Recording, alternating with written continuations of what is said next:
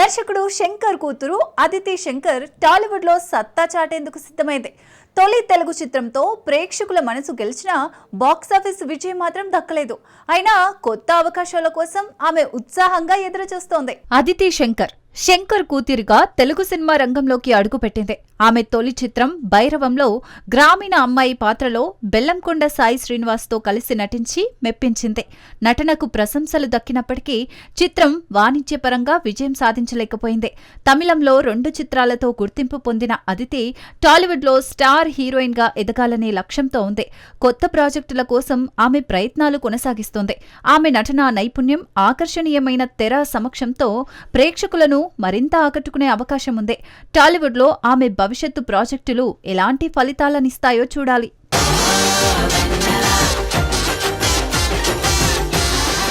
మహేష్ బాబు రాజమౌళి కాంబోలో రూపొందుతున్న SSMB 29 అంచనాలను రెట్టింపు చేస్తోంది.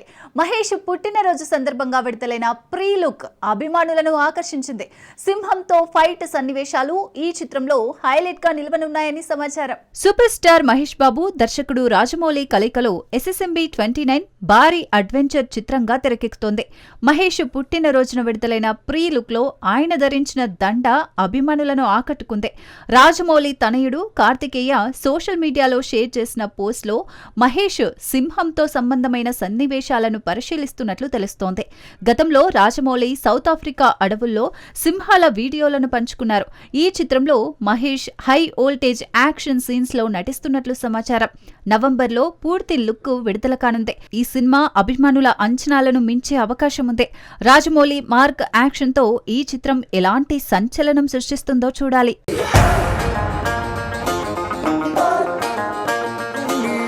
సినిమా పరిశ్రమలో గాసిప్లు సర్వసాధారణం. మృణాల్ ఠాకూర్, ధనుష్ మధ్య పుకార్లు సోషల్ మీడియాను కదిలించాయి. స్పాటిఫై ప్లేలిస్ట్ ను ఆధారంగా చేసుకుని డేటింగ్ టాక్ వైరల్ అయింది.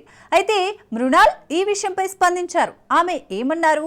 ఈ పుకార్ల వెనుక నిజమేంటి చూద్దాం. మృణాల్ ఠాకూర్, ధనుష్ డేటింగ్ పుకార్లు సోషల్ మీడియాలో విపరీతంగా వ్యాపించాయి. కొందరు మృణాల్ స్పాటిఫై ప్లేలిస్ట్ ను సాక్ష్యంగా చూపి ఈ గాసిప్ ను పెంచారు. కానీ ఓన్లీ కోలీవుడ్ ఇంటర్వ్యూలో మృణాల్ స్పష్టత ఇచ్చారు. మేము మంచి మిత్రులమే, అంతకు మించి ఏమీ లేదు. ధనుష్ ను అజయ్ దేవగన్ ఆహ్వానించడంతో సన్ ఆఫ్ సర్దార్ 2 ఈవెంట్ కి వచ్చారు అని వివరించారు. ఈ పుకార్లను ఆమె హాస్యాస్పదంగా కొట్టిపారేశారు. ప్రస్తుతం మృణాల్ తెలుగు, హిందీ సినిమాల్లో బిజీగా ఉండగా ధనుష్ ఇడ్లీ కడాయి వంటి ప్రాజెక్టులతో సందడి చేస్తున్నారు.